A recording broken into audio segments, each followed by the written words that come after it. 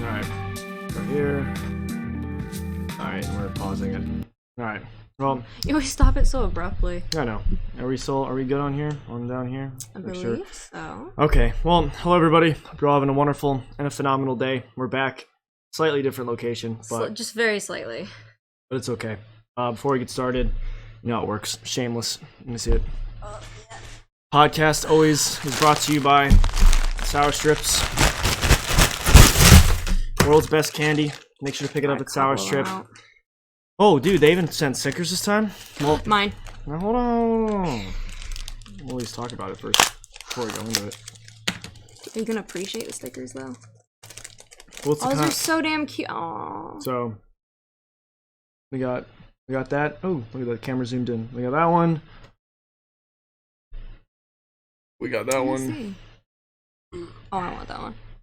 Please. And then we got that one. So, I don't know. If you want a sticker and you're into that thing, just, I don't know. Leave a comment on here.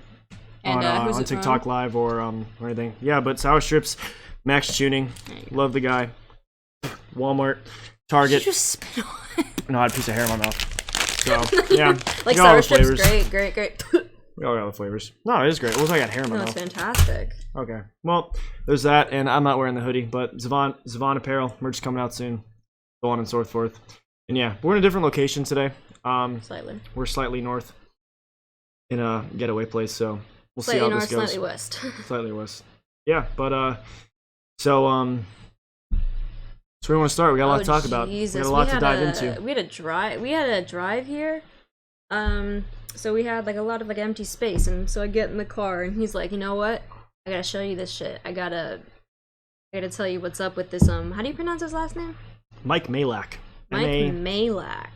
Is it Majlak? We talked about him for like maybe like a few minutes for the first podcast, because like I didn't really know too much about him. I just knew, because honestly, the only thing I'd ever heard of him before I saw like the H3H3 podcast and the Frenemies podcast and some of Logan. You saw mainly Logan's, but Logan Paul's Impulsive podcast. But all I knew is that this guy dated Lana Rhoades and then got dumped by Lana Rhoades because he didn't. She was like, here, just the whole thing. So what I knew about him originally, what we talked about, was the breaking up with Lana Rhoades. But I didn't know that he had done that. So apparently this wasn't the cause of their breakup. She said this on was it the Barstool podcast? No, that's a different podcast. That's that was a podcast with, they're referring to the one with Lana Rhoades, David Portnier, the other TikTok guy, and then that other thing. I don't know what that is, what that podcast is called actually. Let me give that a quick look up. But where she had been discussing her breakup with Mike, and so she saw a future with this kid. So, sorry, not kid. He's a full freaking adult. He's 35 years old.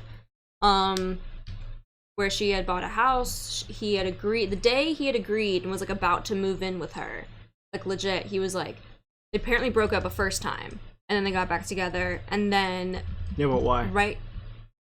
I don't remember why they broke up the first, because she said that, so apparently what he had done, I believe he cheated on her and then they broke up. Okay, so because what she said to David was, because he asked her, he was like, was that why you broke up with him? And she says no. She said she was real pissed about it, but he said he wouldn't do it again. And so she... Are you referring to the GTA 5 thing? Yeah, where he got on, so there's GTA 5 servers where, honestly, I've never been on them. But he had pretty graphic phone sex with like an actual girl. It wasn't just like a simulated thing or anything, and he did this all while live on stream. And she's watching it, and I'm sorry, but I think if anybody did that, that would be, especially if you streamed it. It takes two to like, tango. Okay. It's one. Yeah, here we go. Well, listen. So what are you? So which part are you talking about? Are you talking about the initial part where he basically the douchebaggy things that he had done, other than the breakup. Okay, but did you discuss the breakup at all yet? Of anything? Well, I'm leading up to that. Oh, okay. Explain the situation. Because he had cybersex, she was pissed about it, fucking rightfully so. And then she had bought the house. They'd broken up first, and then she was still living in the house. And then they got back together, and then they broke up the second time. because it was the day, because he had agreed to move in with her again after their first like scuffle about it, their first breakup. And then the day that he was actually gonna move in, like he was like, you know what, I'm gonna move in this time, yeah, dude. He goes up to her and he's like, yo, I'm gonna start a hype house with fucking FaZe Banks, who the last time I knew that FaZe Banks was somewhat relevant was with the Alyssa Jake Paul stuff. Alyssa Violet and Jake Paul, because I know none of that. So, oh, this is like 3-year-old beef. I hate that I know so much about this bullshit. Off. But so Jake Paul had been dating this girl, Alyssa Violet. Jake Paul was actually the reason that Alyssa came to LA, is because he was like, yo, you want to be a model, I can help you do that, like I can put you into contact with some people. And she signed I'm not sure if she officially signed a contract with Jake, I'm pretty sure she did. But he treated her like shit, basically, and so they broke up. And after they broke up, she started dating FaZe Banks. And FaZe Banks, at least from my perspective, like he was kind of sticking up for his girl on one end, but at the same end, it wasn't really his business to stick up for her on. Because like she posted that whole video kind of, I think it was like, I don't remember exactly what the video was titled, but it was her discussing her breakup with Jake and shit she had gone through with Jake. And then FaZe Banks was accused of, Jake Paul and Team 10 accused FaZe Banks of like physically assaulting SA? No, not SA, but just a physical assault of like choking. I think it was one of their interns at a party. And so they posted a video with the intern and like showed like the bruises or whatever, and then FaZe Banks and Alyssa posted a response saying like it was bullshit, that they had faked the bruises, that it never happened. I don't actually know what the resolution from that was. I think it was just kind of like the drama ended in that kind of situation. But yeah, that was when, I don't know if FaZe Banks is still tight with him, but he was real close with Rice Gum. He and Rice Gum were like buddies. Jake Paul and Rice Gum, or FaZe Banks and FaZe Banks? See, I never because he did It's Everyday Sis, which she did It's Everyday Sis, which was a diss track of Jake Paul with Rice Gum. FaZe Banks started obviously with FaZe Grip, like the FaZe team, right? FaZe Squad or whatever you want to call them, right? It's a fucking FaZe Clan, my guy. It's FaZe Clan? FaZe Clan. Okay, first of all, the one FaZe member that at FaZe Dirty is real good at sniping, FaZe Jev. I fucking love him. But when did the FaZe Clan stop being like a gaming thing and then going into this whole social media? Because they tried to. It was onslaught of things, or is that just because FaZe Banks left FaZe and that's why he's no longer like connected to it anymore, right? So I don't know the exact details of the FaZe thing, but I do know that the FaZe Clan was originally started as trick shotters in Call of Duty and different FPS first-person shooter games, where like FaZe Jev joined FaZe like maybe like 7 years ago, I think, because he did trick shots for sniping. I think it was MW2, but I'm not exactly sure. It might have been Black Ops. But it's FAZE. Yeah. But basically that's what they used to be. And then once all this sort of like hype house stuff, because they had a professional esports gaming channel or gaming team. Yes. It was FaZe Clan versus Optic Games, and that was that whole thing. It says here that it was originally a Call of Duty clan founded by 3 players: Eric, Jeff, and no, it wasn't. Oh, Jeff, yeah, not Jeff and Ben. Yeah, so... Clips, Housecat, and Resistance. He's called Timid now, but I don't know what. So that's how that started. So yeah, it was mainly trick shotters, and they posted really cool like compilations and stuff. But then they started to get more into the world, like the kind of hype, the kind of clout thing of YouTube. So they stopped. Like, I think there's a FaZe house now. Yes, it's a FaZe house. I think FaZe Dirty lives in it. That's where like FaZe Rug and all of them live, right? Whatever. Just oh, dude, there's FaZe Sky who's like, I'm not sure how old he is now. What do you mean joined? He's like 15. It's just whatever. It's just they're living on their college years. But don't remember. I remember trying to find clips of FaZe Banks gaming, and there aren't a lot. There aren't actually a lot of like actual gaming clips. Well, I would imagine that like, again, I literally know nothing about FaZe Banks, so I don't really feel comfortable talking about him. I just hate that he keeps FaZe in his name, because I'm like, well, that's his whole thing. That's his YouTube channel and everything, right? But he's part of FaZe. You kind of keep that like title that like you would keep. You wouldn't just let loose of that. It is Twitter. I don't know. This guy always skeeved me out a little bit. 2.7 million. Damn. Yeah, again, I don't really know anything about him. I never watched a single one of his videos. Again, the only reason that I know of FaZe Banks and who he is just due to the fact of his association to Mike Majlak. That's the only reason I know who he is. I do know that he was involved with, there was a whole thing with like Rice Gum and everything where they were getting either sponsored by or sponsoring and creating gambling sites. And they were encouraging their viewers to go onto these gambling sites. Yeah, FaZe Bank did do that, wasn't it? Yeah. It was like a you go in, you pay your your parents' money, and then you take your mommy's credit card. And then for like $1.50 here, $1.50 there. It's still underage gambling though. Did that ever go anywhere? Did that ever go anywhere? I don't know. So. There was I forget his name. He did an apology video with his dog. I just remember that. Where he legit stole hella. He got sued too. Awful. But anyway, back to Mike. Mikey boy. I think one thing that I'm gonna start off by saying his recovery and addiction recovery is admirable. Like to go through something like that and to overcome it and to kind of make the best of the situation that you were given, kind of the cards you were dealt. Because like he was talking about on Jeff's podcast how he had some major surgeries and this was after or during his recovery, and he refused painkillers, which I think is an incredibly strong thing to do. So I'm not discrediting that in anything I say. What I will discredit is that he's kind of a dick. So the first thing was mess with our girl Lana, bro. First of all, you mess with Lana, and second of all, you mess with Trisha and Ethan. Our girl Ethan. He messed with our girl Ethan, man. Ethan Klein. And I don't know if he said anything about Gila, but he better fucking not. Probably didn't. It probably didn't go that far. It probably stopped right after that podcast where they were talking shit about to put his face on a Teddy Fresh shirt. Probably not, dude. Ethan doesn't care. FaZe blank. But anyway, he was on podcast with like an interview with FaZe Banks, and can you figure out the name of the other guy in that interview? I thought you would have known that. Problem is, the only guy I don't remember, that's why I don't remember his name, is he was the only unproblematic one in that interview. We're probably gonna get a lot of hate because he's incredibly that guy's extremely popular. Adams22 is his name. Oh yeah. Is that his name? No, hold on. Let me just double check that. I don't wanna make that up. Is it No Jumper? Is that the name? I think it might be No Jumper. Welcome to my new job since I've been fired. We already got copyrighted. I won't do it again. Yeah, I think it's No Jumper. Yeah. No Jumper. He actually was a really genuine guy in the interview, but anyway, they're talking about Mike makes a point that all these TikTok kids who are apparently getting bullied by Trisha and Ethan, quote unquote bullied, they wake up in fear of Monsieur Ethan Klein and Miss Madame Trisha Paytas.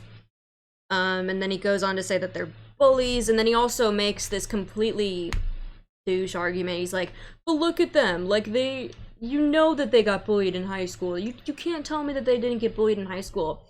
The important thing to remember about this guy is he's 35 fucking years old. He hasn't been in high school for like 20 years. Yeah, I don't want to continuously go off of Ethan's podcast and the points that he made, but it is true to an effect that it's he mentioned his thing, like I'm not particularly taking a side. Like obviously I'm not necessarily on the side of Mike Majlak and what he's doing. I think it sucks for what he's going through and the decisions that he's made, but again, there's like a level of maturity that you need to be able to grow up and realize with. And I understand that he's doing really well in the game. He's probably one of the most relevant people on the internet, again, with like everyone, just with the amount of like clout he's getting from the hate, the clout, all the controversy and everything. But how, like he even said in one of his interviews, this shit has a shelf life. Yeah, it's true. It is have a shelf life. So, and the thing is, though, is that with him being 35, he's kind of, him and Jason Nash are kind of like defeating that shelf life to an extent. They're continually, they're still pushing through, and they're still somehow staying like up and relevant within things. Well, Mike only just got onto the shelf.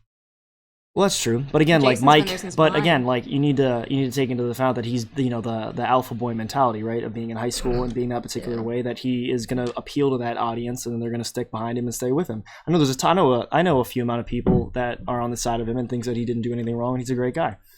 So like it depends on like where you're sitting at. Again, he got through a lot of addiction. He's Like, stated like I on said, Jeff. I'm never He stated discrediting on that. he stated on Jeff Wittick's podcast 3 days ago that he him and Jeff Wittick's plan is to help people and stuff and on a road of recovery and like whatever bullshit that might maybe I'm sorry, but maybe he's it's truth, speaking hard maybe shit. regardless He's of the literally fact. said, like he said flat out in Jeff's interview, he's like, I don't give a shit about the Jets. He used Jets as an example. I don't give a shit about the money. All I really want to do is help people. I'm like, all right, if you really want to help people, you'd stick with your addiction story, and you would. Ooh, yeah, bro. Like I don't know. I think the second that it came into the situation where he left Lana, that was just pretty much the or just dropping all the things that he wanted to do with Lana to be able to pursue a happy life with her or whatever and so forth. I don't know how long they were together, but to make a switch decision to immediately go to a different content house and abandon her, I feel like is not the mentality that you should be having as a 35-year-old, but that is a mentality that a kid in high school would have. So on that podcast of Ethan referring to him as a big high schooler who never let go, you know, when he does stuff like that, he's not really helping his case at the end of the day. I don't think, you know, he's really making the best situation for himself currently. So, you know, Ethan maybe or Mike? Mike. So at the end of the day, I think that he'll bounce back at the end of the day. I don't think he's done, and besides the whole Lana thing and just obviously looking like a misogynistic pig half the time and playing into that role that he's setting up for himself, whether or not he knows it's happening or if he sees it happening, it's going to play out that way. Hopefully he bounces back through it. You know, Jeff Wittick bounced back pretty well after being, you know, with the whole being in the situation of the essay case with David Dobrik. So, you know, you got to hope at the end of the day that he'll make better decisions in the future and he'll leave other people out of it and he'll make better decisions like treating women correctly and not viewing a sex worker as someone less than another woman who didn't do sex work. Because that's what I kind of wanted to lead into with the whole Lana situation is even in her interview with Dave Portier, is that how you pronounce his name? Dave Poirier. With Dave Poirier, when she was speaking about what Mike had done on the GTA 5 server, he was like, but you're okay with that, right? He said that to her. Well, it's just the and same. I'm sorry, but do you think he would have said that to any other woman who had any other profession? Yeah, probably. Probably said it's just online. It's not like you're, you know, talking to someone. Do you think he would have played fuck, marry, kill with them? With himself as an option? Maybe. I don't know. We should probably pull that up to show that clip. But, I don't know. I think again, there's no context when you bring that up. So I just think the, even in that interview with, Mike and Banks, where they were talking about how, Jumper had... Again, this was a long time ago, too. So let me see if I can find it. Trisha was in one of his OF videos with him, and I think his wife, but I'm not sure. And she and him both made bank off of that video. Which one? Two to tango. Okay. The OF video. Between who? Jumper, Trisha, and I believe his wife. Oh, that was the number one. Video that she has. Yeah, she made stated that a couple 7 weeks figures ago. off of it. Almost 7 figures. Yeah, man. And she's still making money off of it, but in that interview, they treated it as if, like, oh, yeah, you had sex with her. Like, oh, that's so funny. And I'm like, I feel like at this point in time, with the fact that people are becoming more open with having sex and about, like, sex education and stuff, the fact that these 30-year-old men are using sex as sex with, like, oh, yeah, like, oh, you had sex with that girl? What are you, like, a loser? Like, like... What are you referring to? Did you bring up that that's part of the Jumper podcast of Trisha? I literally just. I'm sorry. I'm looking for the thing. Oh, it's right there. So, okay. Well, here's the clip. Right? We did get the game. So I feel like you just went through the grinder there. A little bit. No, you feel good. Oh, the game. Yeah, we're doing the game. I meant we Yeah. just put you Like, through we just put the you ring. through Oh, I thought you guys were gonna like play the game. We are. Yesterday. Yeah, she didn't even think No. she was gonna be part of We're it. gonna play Fuck, Marry, Kill. I thought we were Correct. gonna watch a game, basically. Like the Brooklyn Nets game? Oh. No. No, fuck, marry, kill. Who is the I blonde don't chick? even know what that team is. You know who that is? TikToker. Oh my god. Okay. All right, so fuck, marry, kill. We put this together late. It's Logan Paul, Mike Majlak. And Dave Portnoy. How do you Done spell? his I don't know. name. How do you say Majlak, last name? Majlak. Majlak. And then me. Now I have an undeniable photo here. So. Shout out to Logan for not looking like an absolute tool for whatever video they picked, where they found that picture of I don't him. have any of that shit here. Dave, this is kind of unfair because the shirt that you put yourself in, you Well, I didn't- literally picked like the most Yeah, sexy. again, picture I'm not of you, trying to and you just have them fully Rip dressed. off the I'm- comments that Ethan is saying, but she does look extremely uncomfortable. She in looks this. so look how far she is leaning away from him. A guy can really When they do all four of them, she's literally out of shot, out of You guys frame. gave Mike the worst. So thing I would.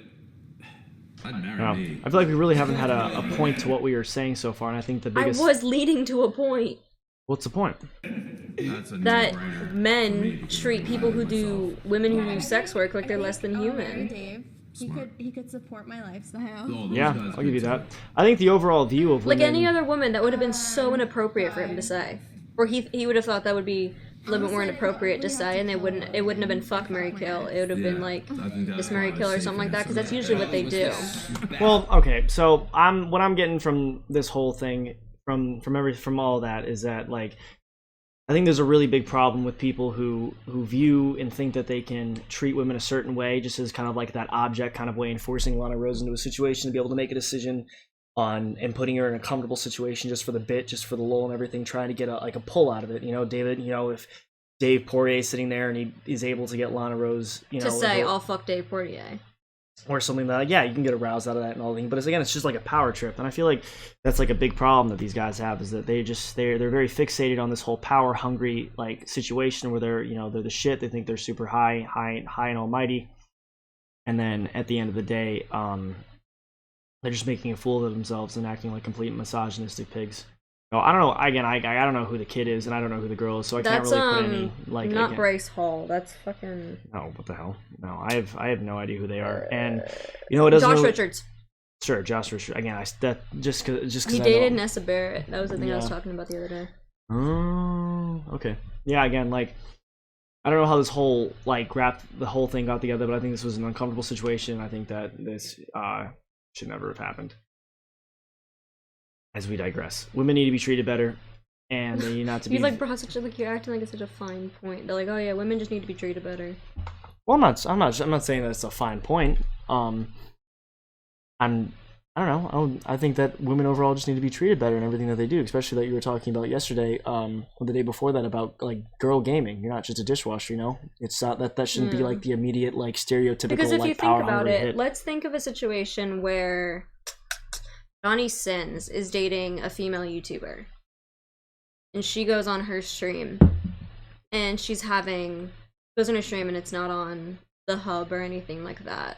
And she's having like cyber sex with a guy on a GTA 5 chat. Do you imagine how different the response would be? Oh, it would be terrible.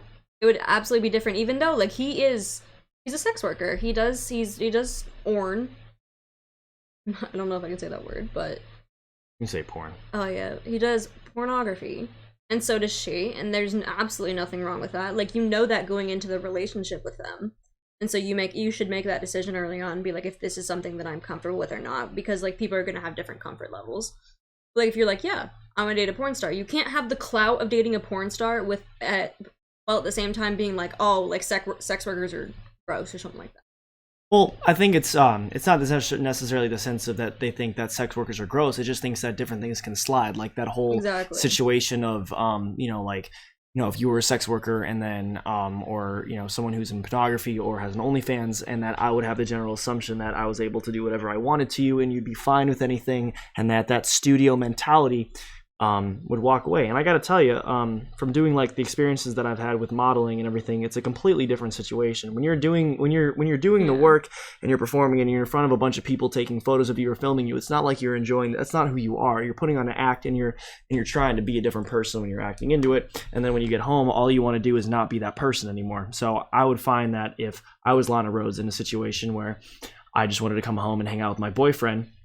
Yeah, I like believe she she didn't want also to be a content creator. She was already making her own content on a pretty different website. sure She didn't want to be involved that with fucking Lana phase Rhoades banks. wasn't even doing it's not, oh yeah, no shit, that was the last straw. But like what I'm saying is that I think she also gave up. I think she wasn't doing pornography at the time she was going out with Mike. I think that she was doing her own thing, and she was settling, and she wanted to settle with him, and she just assumed that, and he assumed that once you're in that life forever, that you can just be that way for the rest of your life. Yeah. That's your natural stereotype. And then That's after your they stigma, broke and up, that's what she you get. wanted he was like, after they broke up, he still wanted her to be in videos, and she's like, if I'm gonna be in your video, you're gonna pay me. Which absolutely makes sense. How much money does she make when featuring in one of her films, like, or one of her videos? Like, she makes so much money, and she has, we would hope she would have control over, like, creative control over it and stuff like that, and she makes royalties off of every time it gets viewed. Like, that's her job. That's her profession. For being on screen? Well, yeah, but when they were going out, it didn't really make a difference. Yeah, she was helping him out. What I'm saying is, like, but that's him saying that he shouldn't have to pay her. He's going to pay her $4,500 to appear in a video that's going to get more views than it usually does because she's already in the video. Well, yeah, again, like, the reason that's happening is because he's losing views without her being in it. So he's putting her into a situation where he has to pay her to be able to keep revenue. Which is kind of like, it's like the same thing with like H3 and Trisha Paytas. Like, Trisha Paytas is the reason that for a large extent, like, she did do this as a diss at Ethan, and I think Ethan's doing a fantastic job. He has incredible guests on and everything. But yeah, Trisha coming on increased the viewage of the show immensely.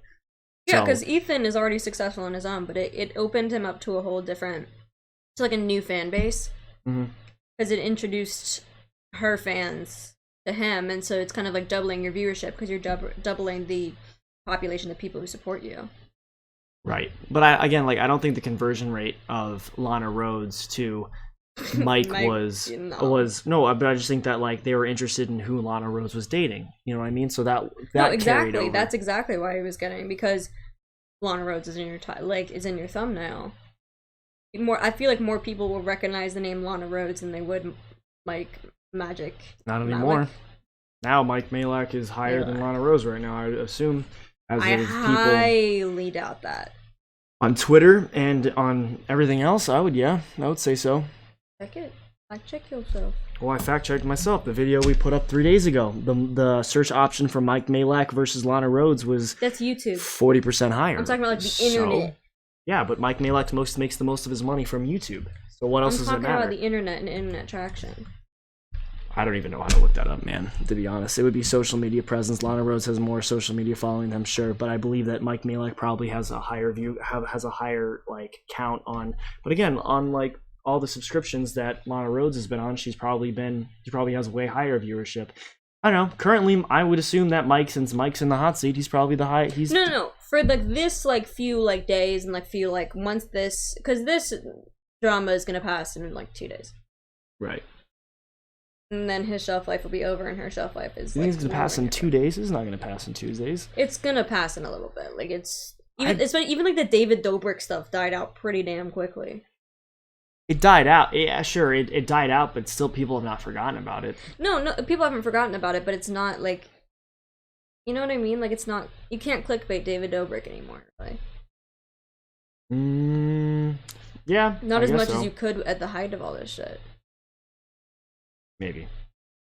I don't know. I feel like if you still put David Dobrik in, he's a pretty high topic thing because he hasn't posted anything in a while, so people are dying to see anything relevant or new about him because he's so closed off and shelved. You know what I mean? Or do you disagree? I think that, especially with YouTube, trends and kind of like tea passes and comes and goes very frequently on YouTube. And so, like, things that are like super intense and like very much talked about for like several weeks usually die. Like the Shane Dawson shit died out pretty quickly too. So did the Jeffree Star stuff, so did Remember the whole Star. Tati? What happened with Jeffree Star? It was when he was calling. Actually, it was when he was calling James Charles a pedophile the first time James Charles got in trouble for it. Did he? But Jeffree Star has always been in controversy. He's a I didn't know that. controversial guy. Again, I don't know. I didn't know Because that Jeffree Star he did and that. Shane Dawson were both like, "Oh no, we're not associating with this kid anymore." Jeffree Star or James Charles? No, Jeffree Star and Shane were like, "We're not fucking with James Charles again" during the Tati thing. Well, if you're correct about that, that's very hypocritical of both of them. Because I don't know No, about James. absolutely, I don't know but, about like, Jeffree Star. I don't know anything about him. I don't know if he had any controversial things. I haven't seen any controversial things, and I haven't seen anything that is. Trust me, babe. Jeffree Star is very controversial. He makes money off of it. Okay, good for him. regardless of Trump, but I don't think you're categorizing him in a line of pedophiles. Are you? I didn't call. No, it was No, when but I'm saying- Jeffree Star accused James Charles of being a pedophile Right. during the Tati beef. Right, and did it come? And then also Shane Dawson came out as being a pedophile too. Yeah, right? that was literally right before. So then, what's the controversy that's acted upon Jeffree Star? Because during the Tati and Jeffree Star controversy, the Tati and James Charles controversy, was the winner in that situation. Right. But during the controversy, Jeffree was standing up for Tati, and so was Shane. Okay. And so everybody was like, "What the fuck? Why are you supporting Tati?" He was also involved with like Kat Von D and stuff. I don't know enough about that. It's makeup stuff. But Jeffree Star has been in so many controversies since he started YouTube. So many. I wish I knew some of them. I don't know any of them. N-word controversies. Saying, I mean, he's gay, so I don't know if the F's slur. In 2020, Star was accused of multiple instances of sexual assault, and paying a $10,000 in hush money to accusers. An attorney of Star denied all allegations. Leaked document later appeared to show that one of Star's accusers being paid $4,500 by Jeffree Star's cosmetic executive. So they're on the ling of being pedophiles, I guess. Yeah, like, no, but what I'm saying is that, like, all of that controversy was, like, the whole Tati Jeffree thing was blown up on Twitter for, like, a solid week. Tati made so much money off of her video at first. Yeah. And then that blew over in a week. Like, nobody cares about Tati Westbrook anymore. Well, everything moves pretty fast. But that's what I'm saying, is that in 2 weeks, nobody's gonna care about Mike. That's true. I'm sorry. Yeah, no one's gonna care, and he's probably gonna be right back on top. Well, what about the same? That's the same thing that happened to Dixie and Charlie. They had a whole thing with getting canceled, and they were fucking fine. Yeah, exactly. That's what I'm saying. It's shit on the internet. But to say that Mike, yes, in this current like second, Mike probably gets more clicks than Lana, but doesn't make him more relevant. Yeah. The thing that I don't understand about the whole cancel culture thing is like exactly of the point of what you just said. It goes on for a week to 2 weeks, right? Like unless you have like a serious thing where it ends in, actual legal like charges and everything, it doesn't really make. So what's the point of like being canceled? You get hate for a week and you get more clout. I think people like David Dobrik. Okay, so do you know what a parasocial relationship is? It's inform me. It's this whole thing with that Twitch streamers and a lot of content creators have been dealing with a lot. Like Ludwig was talking about it, where people who watch these content creators begin to think that they're actually friends. Content creators are not friends, you're saying? No, that the audience is friends with them? Please fucking listen to me on this. I am listening to you. When people who are watching content creators get so emotionally invested in content creators. Yes.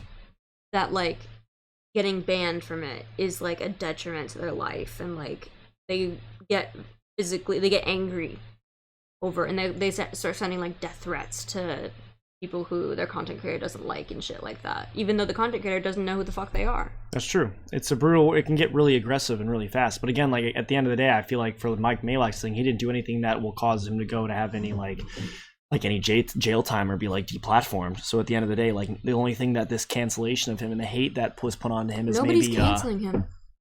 Mike? Nobody's canceling him.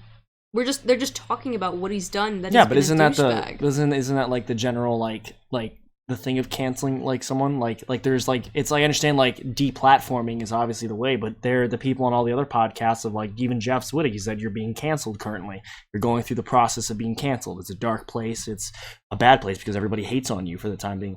But I guarantee you during that time of hatred and during that time of not being, viewed as a very nice guy, he's probably gained way more traction. Yeah, but than that anything. traction is going to disappear as soon as the controversy does. That's how it works. Good. Or not. Maybe he'll just keep it all. Like how that will go through. I think the only way that he would keep it, because even like for example Pewdie, every time that PewDiePie gets canceled, he's still good because he still has a loyal fan base. He still has content that is worth watching. So you wouldn't think that the like the alpha boys of like high school wouldn't stay loyal to Mike Malek? Being like Hell no, dude. Well, because Logan Paul and him are cool and all apparently, but like Logan Paul is like like died away from that like alpha boy mentality and being in that situation, but Mike Malek hasn't. So where are those guys? Those specific like the clout chasers? Not the clout chasers. The people that like Ethan says. Yeah, the peakers in high school, the fraternity boys, the alpha seekers. They end up living a regular old life with a regular old wife and regular old kids. Then they work an office job and they have a normal job like everybody fucking else. But who are they gonna follow? If the content that you're making is not worth supporting, it's not gonna last very long. Jake Paul and Logan Paul have Logan is relevant because he's maturing. The only reason why Jake Paul is still relevant in any sort of way is because he has controversies over and over and over again. I think that's what's making him way more popular. Definitely. Yeah, but in his case, like, it's making him infamous, as in like he is popular because he's really easy to make fun of. It's really easy to talk about his controversies because they're also just stupid, like accusing your neighbors of trying to murder you. Yeah, but again, you didn't go to my point. Like I'm telling, like where like they're not the people who the younger Dave Poiriers, the younger Mike Maleks, the younger people who are on that mentality, or the younger Jake Pauls. They're gonna follow those people. They're not gonna just let them go. They're not gonna let a little controversy like stay. They're all gonna find him. They're like, oh, so this is what this guy's doing. Ethan Klein and Trisha Paytas and all these other people who are saying that they're not that way are just a bunch of bullshit, and they're gonna say we're gonna stay true to Mike because of that connection. They're gonna be there with them on that. Okay, and then what happens when he stops making money? Why would he stop making money? Those people are gonna support him. Why would they stop supporting him? If they like him and they're going with him and he gets. How many people do you think genuinely like the content he makes? I'll tell you right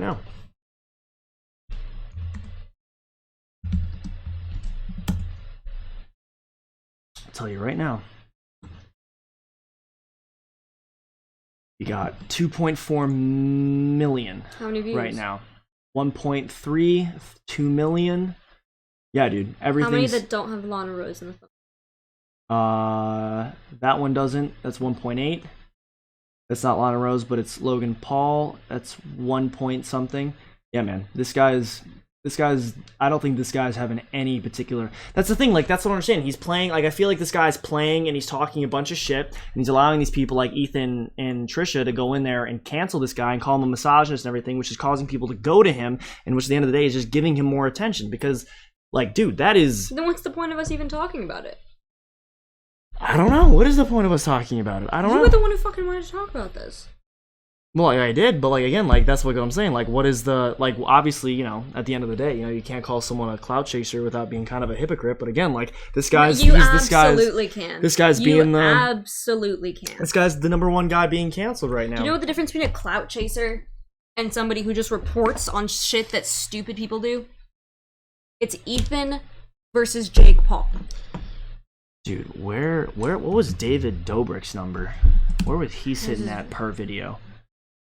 11.3 million, right? So he's doing I can't even read that from here. 27, okay, 11 million. Yeah, man. So one more thing. Impulsive, right? Okay. All right. Yeah, dude. Impulsive is sitting at I would say Impulsive's a pretty relevant show, yeah?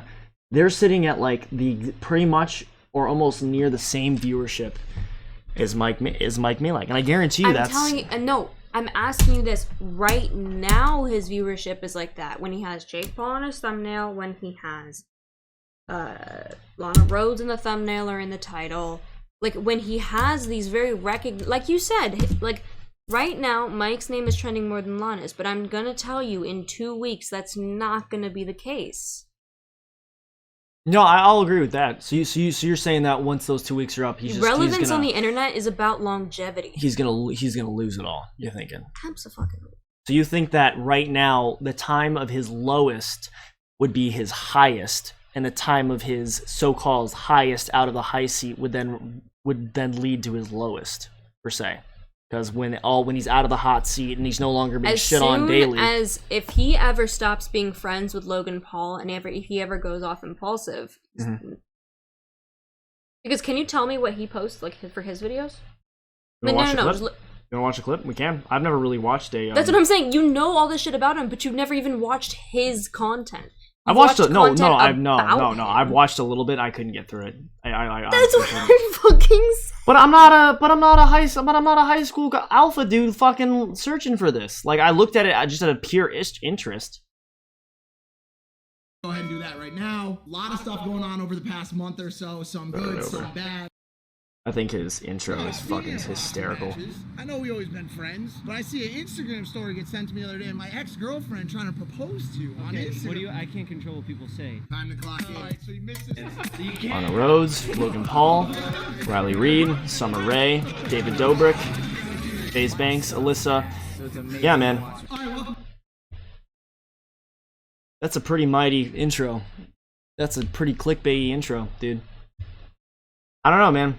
Like, I would hope. Again, all at the end of the Jeff Wittick podcast that we listened to today, just kind of leading up to this, he said that, maybe stop hating him so much and all that. But I feel like, my man, you don't want to stop being hated. You probably, I'm saying this directly, he'll never watch this, but if he is, don't stop being hated, my guy. Do as much bullshit as you can. Maybe stop being a misogynistic fucking asshole to women. That would be like really cool. That would be like really cool. I'd have no issue with him if he wasn't fucking a dick about his ex, and then if he wasn't with the whole Trisha Ethan thing, saying that like these kids were definitely bullied in high school. Like, bro, is that the content you're really making? And then he goes on Jeff's and he's like, all I really want to do is help people. Yeah, dude, that was kind of bullshitty. Because on the Jumper 21, there's a clear clip of him. Let me see if I can. Of him saying, well, as you said earlier, being a complete misogynistic fucking asshole.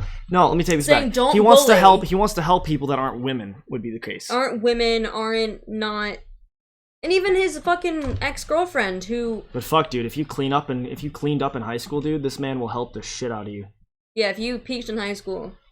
Go to this guy. He can smell it on you, too. It's the fear. He can smell the Axe body spray and insecurity from a mile away. Nah, just the amount of so-called... oh, I smell a beta bitch. Theoretical poon that this man has slain. Oh, yeah, and then he was making those jokes about, like... It's basically like he was saying that, like, they didn't get bitches in high school. I'm like... Are you still kind of, like, on the fact that you had sex in high school? Because... He went to high school before 2010, man. It's a long time ago. So many of his viewers weren't even born while he was in fucking high school. We were, my buddy and I... Well, Harrison's been on the stream before, but we were talking about that the problem isn't Zoomers, it's the millennials that are the problem. The millennials are the one that cause all the issues and all the problems of now today, and the Zoomers are just the ones that are being blamed for it. Like, this dude are the ones that use, would you consider Mike a millennial? Absolutely. Would you consider the people of cancel culture to be millennials? Yeah, the people who are canceling people. Depends on who it is. Right? Canceled. Regardless, though, would you say the majority of the cancel culture is coming from millennial? What about all of like the super regulated, like PC controversy and everything? Millennial. All millennial. It's ridiculous, dude. Like we've done nothing wrong. We've not had anything. The worst thing that Gen Z and fucking millennials came up with TikTok. It's not even like us. Did boomers come up with TikTok? Like all the things that like the Gen Z that are being accused, like even Like Jake Paul's Gen Z, we don't claim him, but Logan Paul is like the cool is like he's a millennial. We're technically Gen Z, but like we're not Gen Z. Yeah, we are. What are you talking about? No. All right, listen to this. Anybody born after like 2004 was raised by the fucking internet. We weren't. I don't claim these Gen Z. I don't claim the little TikTok boys who are 16 years old going. They're still a part of our thing, man. Gen Z years. Don't claim them. I know, no, we don't claim them. You can't claim an entire nation, bro. We're Generation Reddit, dude. Not Generation Reddit, bro. I'm sorry to say. That is, We grew up with PewDiePie. That is They true. grew up with Jake Paul. Yeah. It's just... Because what are the Gen Z... We grew up with, like, Jacksepticeye, Markiplier, even Ethan. Ethan, started H3 a while ago. Yeah, but he's a millennial. Right? Yeah, but he... But I can't read shit on that screen. Where does the Gen Z... What age are millennials and Gen Zs? Millennials are 1981 to 1996, so between the ages of 23 and 38 years old, and Gen Z is 97 to 2012. No, I'm talking about, like, what you would call Gen Zers. Would you, like, say you act like a Gen Z kid? Well, I don't act like a millennial, so I would No, say... that's what I'm saying. I think it's just the house breathing. It's just demons, it's alright. I say people born from, like, 1998 to, like, 2002. Because we're in that weird space where, like, we grew up and we had Legos. We didn't have iPads in our hands. Like, I remember my first phone wasn't an iPhone, it was a flip phone. Right, but I had a DS, though. It had a DS, but it had like very limited. I remember still having a flip phone where like if you accidentally opened the internet app on it, you were like, "Fuck," because it would have made your data rates go up. Right, but even when I got like an iPhone, like none of that stuff was around. Like I didn't. But that's exactly what I'm saying. But these kids, like, they're getting iPhones when they're 10 years old, and then they're getting a YouTube account and they're posting TikToks. Like Charlie D'Amelio is 15. She's older than that. I think she's like 16 now. Still, but she would have been born in like 2004, 2005. Still a Gen Zer. Charlie Daniels. Hell yeah.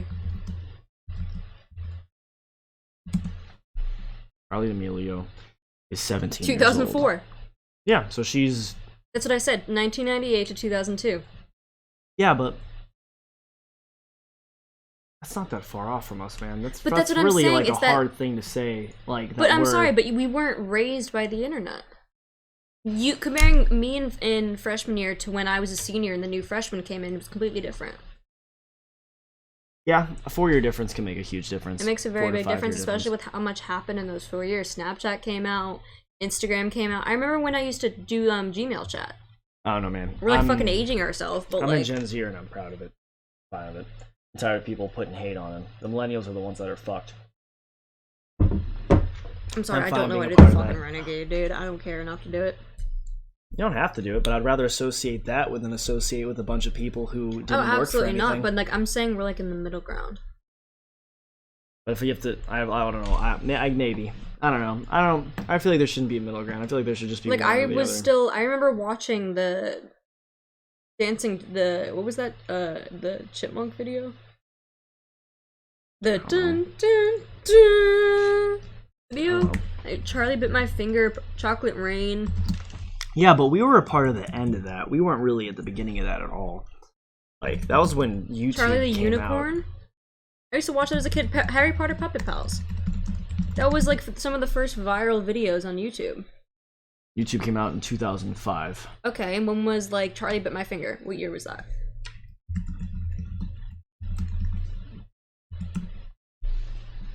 I can't read it. 2007.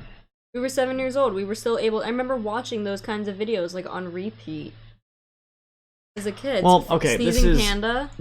I think this is the way that I want to phrase this. I think that yes, there is a middle ground, but I think that just because we were born, like I was born at like the cusp of it. Like if I was born any later, then I would have.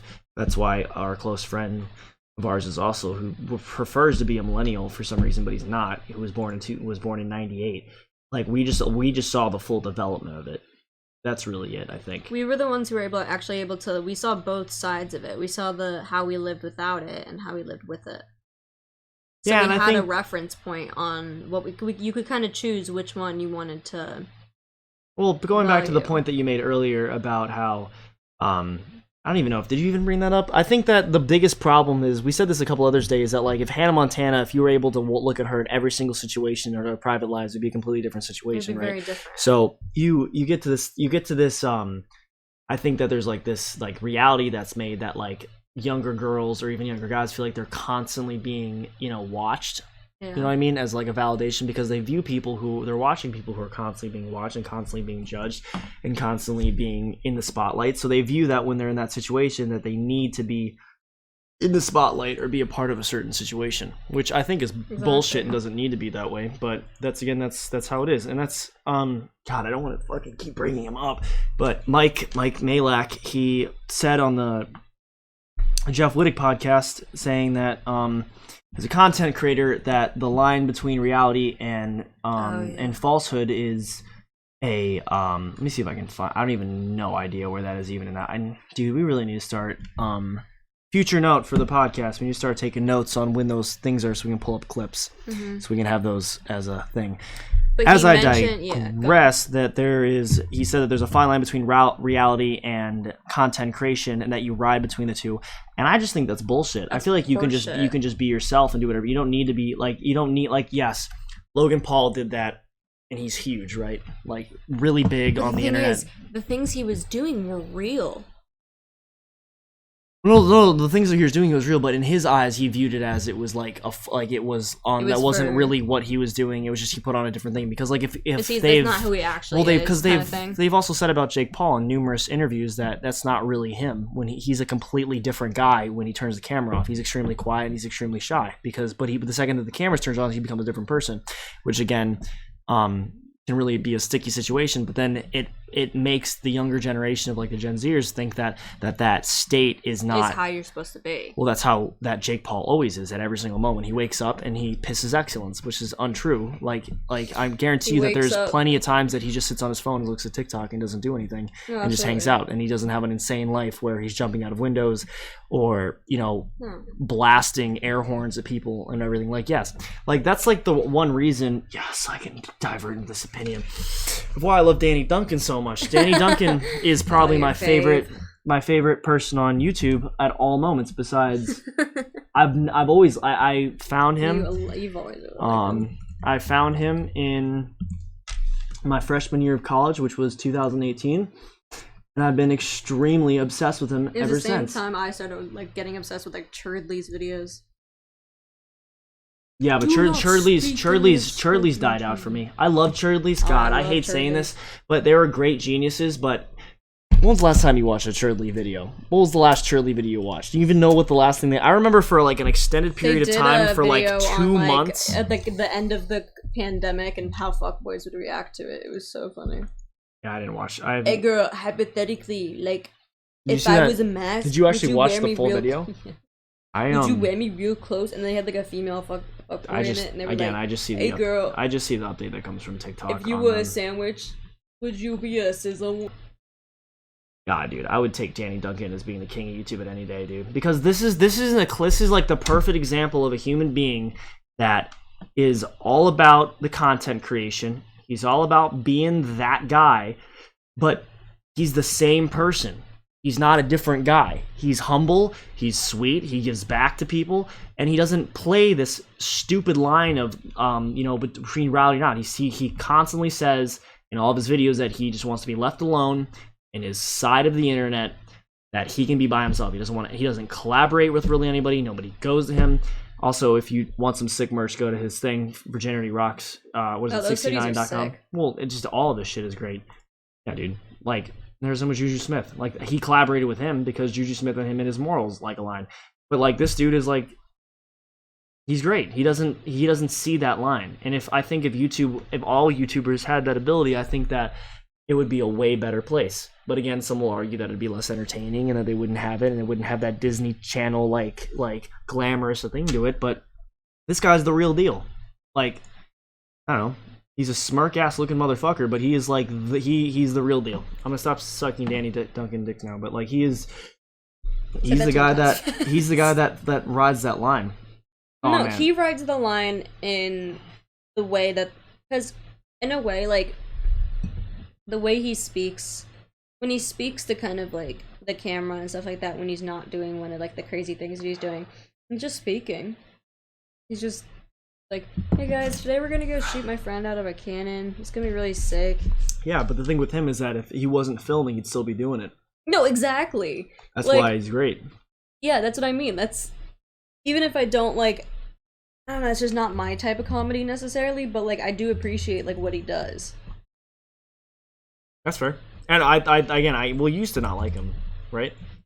We're a fan of him. Because he just reminded me of David Dobrik at first, and I didn't. You're gonna call cap on this with me, but like I'd never really I liked David Dobrik when he and Liza were dating, because like their videos together were really, really cute and really funny. But like the reason that David, I don't know, I got bored of it. The reason that David Dobrik like really piqued my interest was because it was like a balloon inflating, you know, like how much air Can you put into it before? How many rubber bands can you put around the watermelon before it explodes?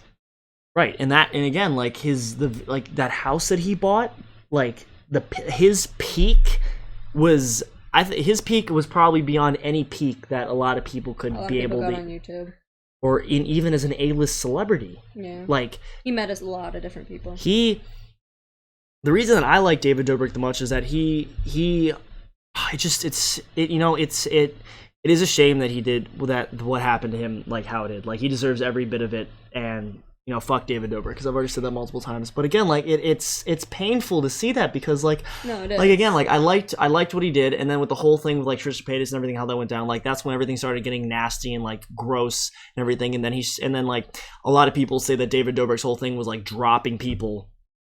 Like making people and then like Dirty Dom he didn't know about. And like Lil Nick, right? Those two guys, like they were part of Vine, they were part of his crew, and then they just vanished at some point. And there's also that other guy that I don't remember his name, so I can't go into it. But he was the character that would slam his foot through a table every episode. There'd be like a wooden table. He would sometimes not Jonah. Jonah's a fat guy. Dude, also, speaking of which, the societal... You said Dirty Dom, but I think you meant Big Nick and Jonah. They were the ones who got dropped. No, Dom got dropped by David Dobrik. Dirty Dom stopped being in videos after a very quick... Dude, Perry Madison, that... He said... No. Actually, Ethan mentioned that David said that he hadn't done videos with him after 2020, but like he had. After the incident in 2019. Interesting, I didn't know that. Well, him, this other guy that used to slam, he was one of David's really close friends. He's also a friend of Danny Duncan's, too, but he used to come into their thing and like put his foot through a table. Zane and Keith? No. I'm saying these are people that are still. This is a guy that hasn't been on in a while. Let me see if I can find it. I don't know his name. No, not Todd. David Dobrik. I love like table smash. Alex. Yeah, that guy. So, Alex was really nice though. He wasn't like. Yeah. He started out really nice, and then he just kind of fucked himself over. Sure, doesn't matter. David still dropped him. But again, at the end of the day, like I was when he dropped like Dom, which I thought he did. Maybe I'm wrong. And then Big Nick, I was assuming that he was trying to get rid of that toxicness in his life, things that could bring him down and get rid of him. Was Big Nick asked, he's like, "Yo, I just don't want to. I'm bored of the short jokes.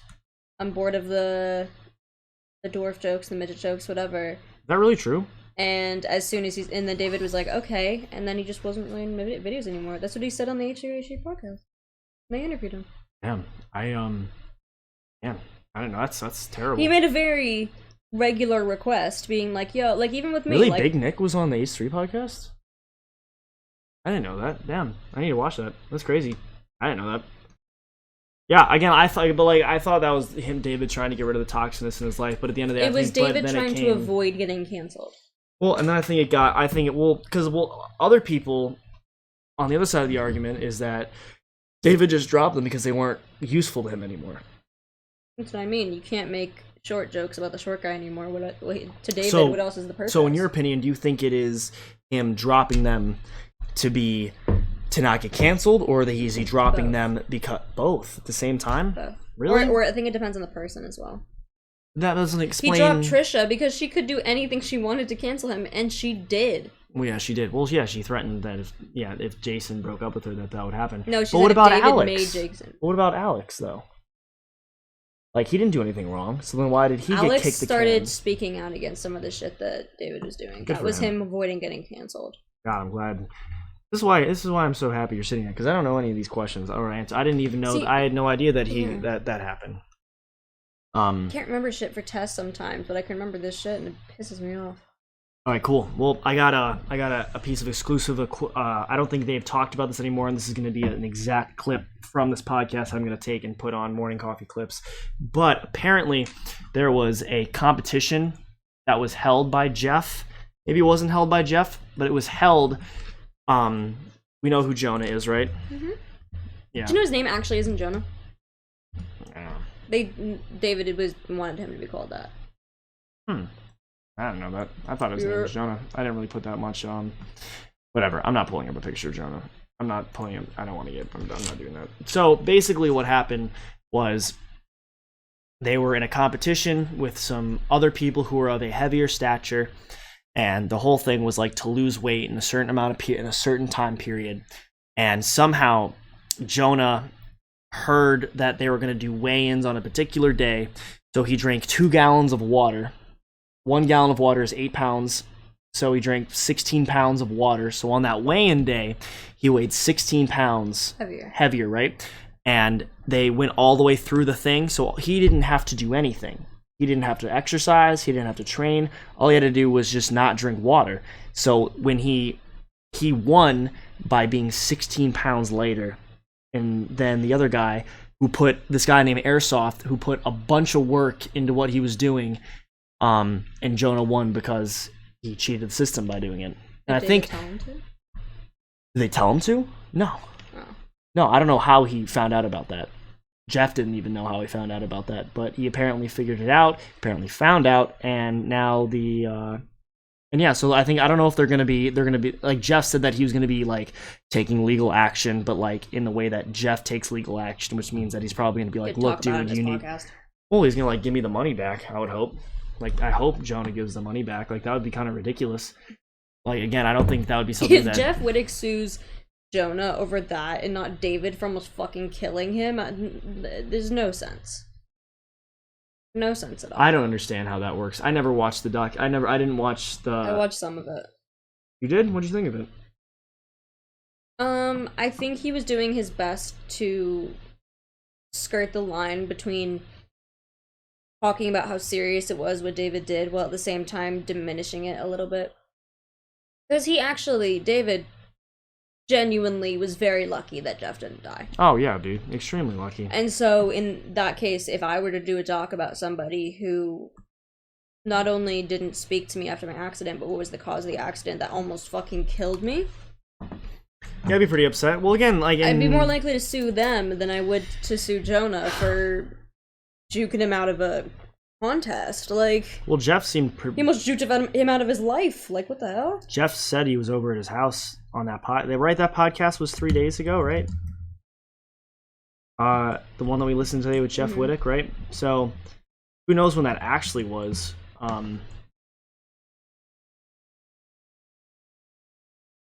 Oh my god, yeah, dude. Oh, also, Jeff was on the Dixie D'Amelio thing. Did you know that? Mm-mm. I don't care too much.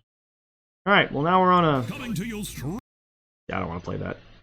I'm not getting copyrighted for Dixie D'Amelio. Hi, everyone. I'm so excited this week. Guest on the early late night show. God damn. Dude, what is with people going into being a late? It's podcast season. Podcast, not late show. If everyone turns to being a late... Do you want to do a late show? Should we be a late show? That'd be late, cool. late show. You might know him for making people feel uncomfortable on his show Jeff's Barbershop, which he only did one of, and today he opens up about his near-death experience and how his show... Only do one of those. You did more? Do you remember the Cody Co thing with Jake Paul? No, I don't. We'll do that another time. Just keep going with what you're doing. Okay. Damn, sounds like there's some tea. Not too much. Yeah, this premiered yesterday. Yeah, so Nino, she has a late show. I don't know, I saw a clip of it. She was like dyeing his hair and whatnot. But again, like, this kind of goes back to his show was canceled. So was Jeff Wittick's barbershop thing actually like canceled? He couldn't do it because he was in he was in the hospital. 100 videos. Wow, man. Well, this is just Jeff Wittig. I don't know. I guess he went to. Now I'm super curious. How many episodes did he do?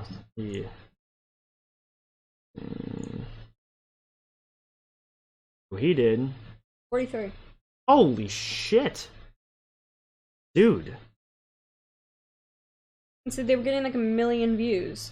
Yeah, dude. I would put so many legal issues against David Dobrik. Are you kidding me, bro?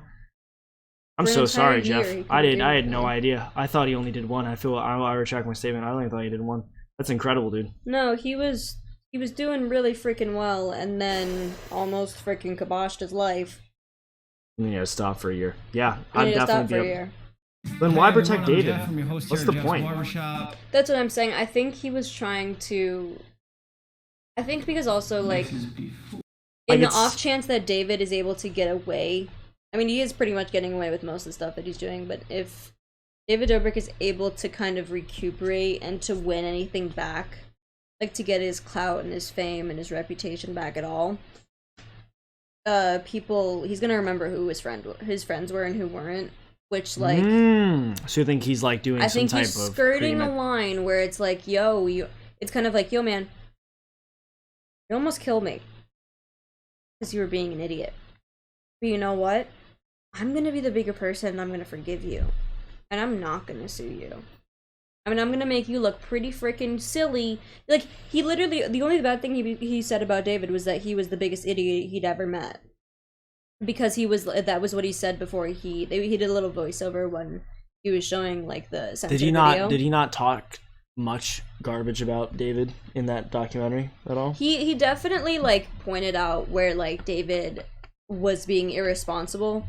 And where, like, when Corinna got on it and she was like, yo, you go too far, like, this isn't safe. And then he was like, all right, Jeff, your turn. Like, Jeff still did it. And then in the voiceover, he goes, I didn't realize I was about to make, like, a huge mistake, especially given the fact that, like, the biggest idiot I knew was driving the forklift or whatever the fuck he said. Right. It was something along those lines. But he did say the biggest idiot I'd ever met. And then showed, like, the censored video of him getting hurt. Right. And then off camera... And then he showed a video of David dressing up as, in the scene in The Dark Knight. I don't know if it's Dark Knight or Dark Knight Rises, where the Joker is blowing up the hospital in the nurse's outfit. Yes, of course. He showed up to Jeff's hospital room dressed like that. David did? Wow, really? Do you think there's a picture of that? Because they had talked about it and they thought it would be funny. But I'm sorry, but like, how goddamn he was. The doctor in one of the clips said like another centimeters to the middle of his face, he would have died right then and there. Dude, that's mad fucked up. Images. That's David. Bro, are you serious? Yep. Who the fuck? That's wild, man. That's incredible.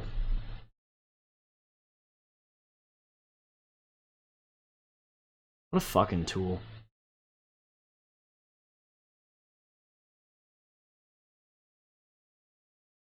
Good old Perez Hilton.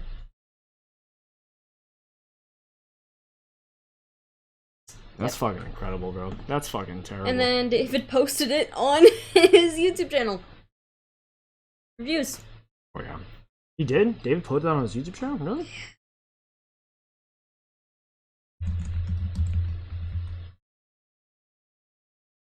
Dude, you're like the best co-host. I don't fucking have any idea, dude, about any of this. It's all in Ethan's podcast. Ethan? Yeah. Oh, dude, but I watched that one, man. I guess I didn't. Man, is there like... He might have taken... David might have taken... The stunt put him in the hospital? What? Wait, no, this is from 2017 now. That's a while ago. This incident happened David ever showed it. So I don't think David actually posted something of it. I think it was just posted because David hasn't posted anything since the beginning of COVID. Like, except the apology video that was kind of half-assed, to be honest. So, yeah, man. Because apparently him and Jeff had like talked about it, but like. Well, they left Jeff in the hospital. They left him in the hospital and then didn't really speak to him much afterward. Okay, well, this is the thing that I don't understand. So I watched the again. I can actually finally speak about something that maybe you don't know, but I watched the Ian Paul's thing, and they had Tekashi 6ix9ine on, right? And they talked about one of the biggest problems in the music industry is that there's like one person that controls everything, and if you're on their bad side, you can't get anywhere in life. You get blacklisted. Right, and that's Drake. If Drake isn't cool with you and Drake doesn't want you to be anything, you're not anything, right? So if you don't fuck with Drake and Drake's not with you, then you... So if Drake was swinging me on a crane and that happened, okay, maybe I could go away. Like, I could, push him up. But, I don't understand why they keep defending him. Defend David Dobrik. David Dobrik doesn't control anything. You know what I mean? It's not like he's going to control anything when he comes... He's not... He did for a while, so you think that's just residual fear? Because David controlled it for, a decent amount of time. Yeah, well, but, that doesn't make any sense. The barbershop had nothing to do with David Dobrik, right? I understand that Jeff just used to be in a lot of David's, not a lot, but a fair amount of David's videos. So that it's one of two things. It's either they feel like they owe him something, or it's fear for something, but it doesn't make any sense of what fear that would be. Why would there be a fear of that? What fear would there be of David Dobrik? It's not. He doesn't have any. He was so close to being. This is the thing that I think. To being deplatformed. Because the whole thing with Dirty Dom and stuff like that. If David hadn't been filming a video or something like that, and hadn't decided to have the crazy idea of the fivesome or something, Dom would never have gotten in trouble. Yeah, I don't know. I feel like there's no reason why Drake or David Dobrik, Drake. I understand why Drake, but I don't understand why David Dobrik. I don't think he has that much power. But again, do you think Drake and David Dobrik are the same level of popularity? That's kind of a craziest thing to think about. Drake's been famous for a lot longer than David. Oh yeah, well from Degrassi to... You ever watched Degrassi? Hell yeah. I never watched Degrassi. Such a good show. Such a trash show, but such a good show. Also, I want to make this one comment. I know we're done talking about Mike Walljack, but he has the exact same voice as Ronnie on Jersey Shore, and anybody who watches Jersey Shore and listens to that motherfucker's voice is going to agree with me. I just wanted to make that comment. Oh my gosh. I'm not going to add anything else to it. Should we play it? Yeah, we play. Go to just type in Ronnie Jersey Shore. Wow. Curious now.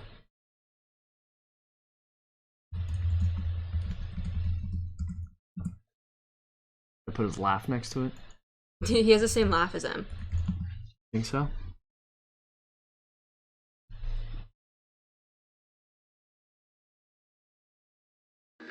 Ronnie has two different kinds of laughs. One laugh is a soft little girl laugh, where he's like... I love Vinny. Not this one. Then Ronnie has another big laugh, where it sounds like a dolphin on steroids, where it goes... Feels really good to be kicking it with Ron, because, Ron has been... I honestly prefer his laugh to Mike's laugh, to be honest. Dude, I miss Jersey Shore. It was such a great show. Such good trash TV. It's interesting. Mike's from Canada. Not Canada. Connecticut. My bad. He was like, I have Italian in me where it counts, and I'm like, what is that's that where... Is that a dick joke? Yeah, I don't know. Maybe he's just fucking hates women and beats women. That's where his Italian comes from. Oh. That's where when I was up in Connecticut, we were in Milford. That's where the cliff jumping was. We were in Canton. Canton was cool. Milford is a shithole. Sorry to say, but my homie from Milford won't be too upset at me for probably saying that because he knows it's true. Shout out to Milford and people in Connecticut, but the place that I was at was not a hop zone, not a hype zone. Yeah, so where are we at now? Was that it? Yeah, that's all I really had. It's just kind of the whole idea of these content creators, like when Mike Walljack was talking about how there's a fine line between reality and acting and content creation. I'm going back to that, yeah. Just to kind of wrap it up and kind of succinctly is, I think a good example is Eric Andre. Eric Andre never explicitly comes out, at least to my knowledge, or to the general viewer of his show's knowledge, that he's not crazy. You know what I mean? Like, when you watch his show, the best part about the Eric Andre show is you're like, is he doing a bit? Or is he just, like crazy, dude? Like, does he really want to go get some Cherokee chicks on the Trail of Beers and ranch me Milano? Or, like, is he... Because the people coming to his show so clearly have no idea what's going on. And so... Well, yeah, they don't brief him. But you said in interviews he's a pretty normal guy, Yeah, right? but, like, in an interview, he's, like, a decently normal guy. As normal as anybody really can be, but, like... But it's very clear that in that situation, there is, like, a separation between reality and content creation, even if it's not, like, explicitly stated. But even then, his show was on Comedy Central, right, which has skits. It had, like, Key and Peele. It had college humor. All these different things where, like, it's parodies of things. Like, it's skits. It's comedy. It's, like, anything that's stand-up comedy. Like, but the whole, like, if you look at Jake Paul or, like, David Dobrik saying that a lot of things are scripted.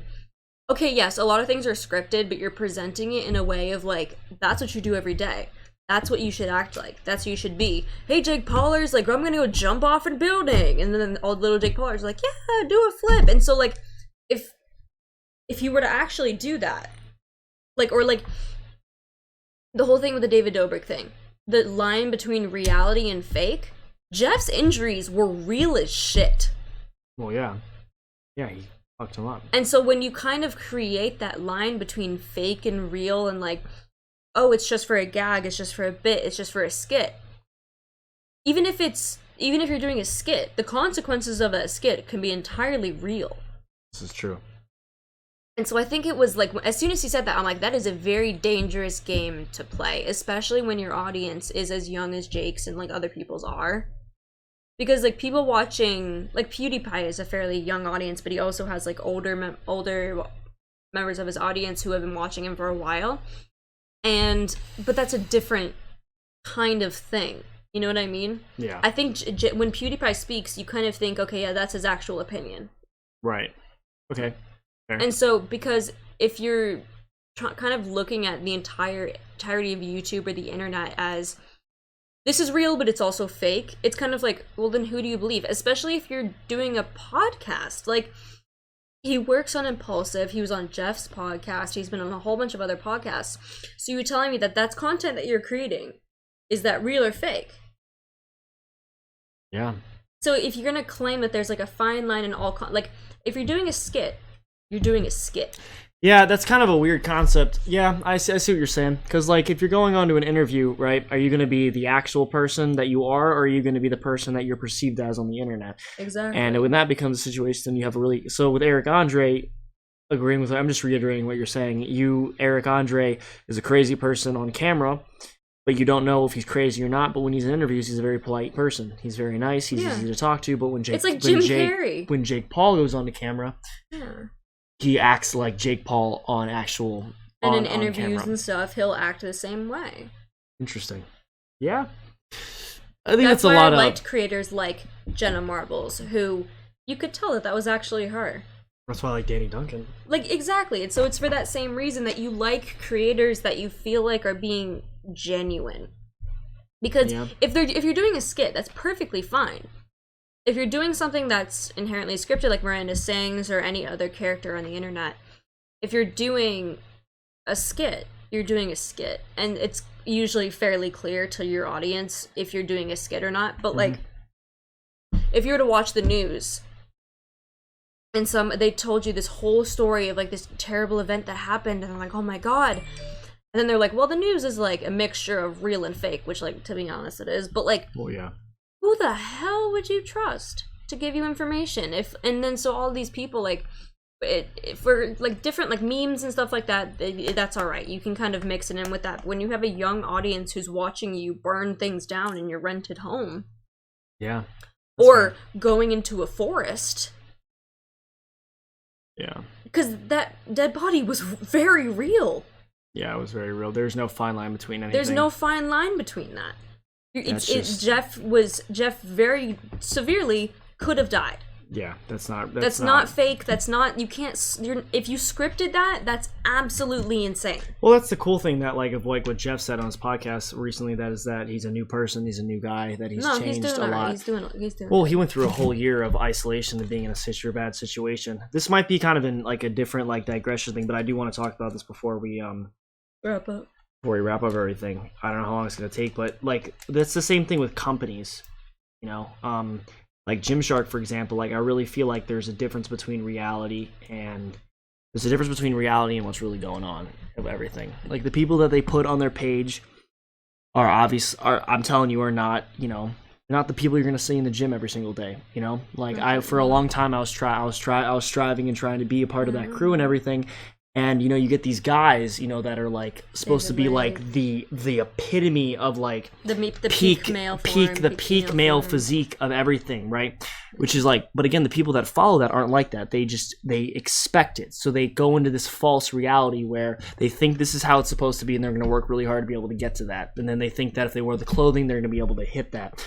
And that's why, like Box Menswear had, like, not a lot of controversy, but, like, they, the reason I really like and I've been following them, and they've gotten like 100,000 more followers, and they've gotten a ton of business in this last year. So like, to the owner, you know, like I put my like heart out and everything, like the success, and like I'm so happy, like that as far as they've come. But the best part about them is I can't show any of their Instagram on this, but their page doesn't look like a professional Instagram. No. You know what I mean? What they do is they post their audience. And I feel like that's like the only company that does that. So they're the only companies that are successful that they post they get, because that's how, again, like how I started was I was just someone who like liked whatever they had. Like luckily they sent it to me and I didn't buy it. If they never sent it to me, I never would have bought it. But again, like I haven't talked to the owner in a very long time. He's a really amazing guy. But the thing with him is that like it doesn't matter what the person looked like. They would post whoever. They would post tall. They would post short. There was equal. It was like a very realistic distribution. There was equality amongst the posts that were put in there that actually promoted body positivity. Not just not putting a woman who was overweight or a guy who's overweight or a guy who was a paraplegic and like all these amazing, but like just some random guy. Using poster people for diversity. Random guy taking a random shot of himself in the mirror, and like as we just saw in his thing, even wearing like a gimp suit or whatever, like some type of like mask. But like regardless, those are the people that follow it, you know. And like at the end of the day, like I feel like that's like the biggest reason why like Box Menswear has never gone anywhere and they've stayed the same, is that they were able to reach that. And I don't think any other company, at least that I've seen, even with like Zavant and everything, I'm not putting like, you know, like the what's real, you know, I'm putting hours of editing into the thing. But Box Menswear, you send them whatever, they'll throw it up immediately. They'll say, that's amazing, thank you for being brave enough to do this, and then they put it up, and then they get tons of pushback for it. Like, and I think that's like one of the biggest marketing things you can do, and that's why I don't understand why people can't be transparent, like Jake Paul and David Dobrik and all these other people, and like especially because Mike if they were Majlak. Transparent, they would lose the money and they would lose their job just like David did. But why are they? But like for someone who is as like apparently secure as Mike is, and a man that cleaned up in high school, why does he have to hide his transparency? Like he doesn't. He's absolutely not secure with himself. Like, anybody who can look at somebody and out loud on the internet, like say like, oh, they were definitely bullied, or you had sex with her, like that's a bad thing. Like, I'm sorry, how secure are you with your sexuality? How secure are you? Because he knows, and never in a million years would Trisha Paytas touch him. Never. Mike, yeah, no. Well, no, because and that's the thing, is because he thinks that he can look down on somebody like her, but he knows that if he tried, she would be the one who said, "Go fuck yourself." But the thing is, though, is that Trisha, she would be the one to turn him down. Trisha Paytas already won, is because out of everything, Trisha Paytas is the most transparent, one of the most. That's what I'm transparent saying, people on the and internet. all these little baby bitch boys, these little betas who peaked in high school and who think that they're top dog, 6 foot tall, bulletproof, big cock, big energy. There are these people out there who, yeah, they definitely would have bullied people like Trisha or Ethan, or they would have tried to bully them in high school. But in the end, who's on top? Who's making more money? The kid who stayed in the library and did really well in all of his classes and got a job in computer science, or the guy who dropped out of college after he was washed up because he realized that he'd peaked in high school? Well, who's sitting prettier? Spiritually and mentality-wise, probably the computer science guy. Absolutely. But money-wise, probably the guy who dropped out and did that whole thing and is I'm not talking reality. about like somebody who found success on the internet. I'm talking like if. Oh, the difference between the guy who cleaned, the guy high school and the kid who didn't. Yeah, the guy who cleaned. Yeah. Well, yeah, obviously, because the other person was trapped in a false sense of security, and then when they lost that security, the only thing they could hold on to was what made them happy. Was the last time they had that sense of security, and that's putting other people down for stupid shit like looks and appearance. Like, I'm sorry, if you can't find anything better about me to insult, then I'm short. Like, I got a big nose, I got a big chin, shit like that. Then I'm sorry, I've heard all of that before. Like, come up, like I said with the whole gaming thing, like, nothing anybody ever says to me in a game chat is ever gonna hurt my feelings because, I don't know, I'm 20 fucking years old. Do you really think that somebody calling me short or somebody calling me a dishwasher is gonna upset and uproot my life? Sorry, no, boy. No. Because in those situations, the fact that they get so upset when they get called little bitch boys because that's what they are. Yeah. They're terrified of rejection, and they're terrified of the day that their social life, their social status becomes irrelevant. Yeah. Because as soon as it does, they're done. Well, Trisha's been through controversy after controversy, but she came out on top. He did come out on top, I think. That's why I respect her. Like, I never thought I would ever say I respect Trisha Paytas with all my heart, but I do. I remember watching her when she was what was her old Instagram name? Beach. I don't know. Oh shit! I forget the name. It was like Beach Doll, something like that. Blonde Doll. Being someone That was a while ago, like her first YouTube videos. Trisha. Yeah, I'm not even gonna attempt. I don't even know what to look up for that. I'll find it. Before I want to hear it. I want to know. Well, I think the biggest thing to take away from this hour rant of, God, we had so many points that we wanted to talk about, and we stayed on one point the entire time. But I think there's just one thing to take away from it. It's that Blonde Sundoll for MJ. That's a pretty great That was name. I remember watching her back I don't remember how many years ago. Yeah, I didn't. It was back when she was crying on her kitchen floor. I wish I would have watched that. But again, I think it was when Tana Mojo started to become popular. I never understood Tana Mojo's popularity. I just forgot her that she existed. She dated Bella Thorne, all that bullshit. She dated Bella Thorne? Her and Modson. Yeah, no, I had no idea. I had no idea that happened.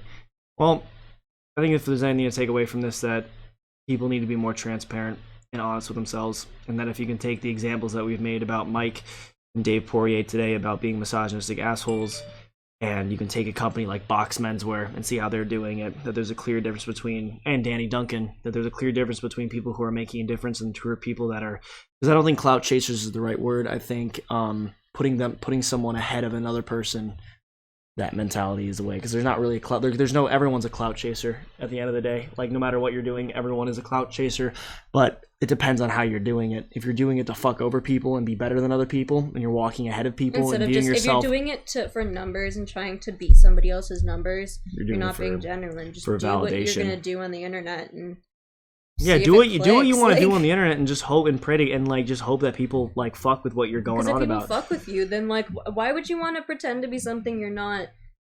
Why would you enjoy? Why would you enjoy being something? Why would you enjoy being so toxic and so just overtly toxically masculine, or overtly toxically just anything? Like telling people, oh, don't bully people, don't bully me, but like look at this person. Like, dude, if you're gonna dish it out, at least make sure you can take it. This is true. For those who are the Gen Zers, let's make our generation about not being toxic and being about being humble and virtuous and not being stuck in validation. I'm gonna leave modest out there because modesty is stupid. Yep. You should be able to express yourself in any way you want. Be confident, not arrogant. Yeah. I don't know. All right, everybody. I think that's it for this. This is a very, very, what is it, like 8 in the morning? So this is, we've been streaming for 9 hours. So it's, yeah. So thank you everyone for tuning in. Remember, make sure to check out Sour Strips. Make sure to check out Zvon Apparel. Make sure to check out Box Menswear. Make sure to check out VirginityRocks69.com.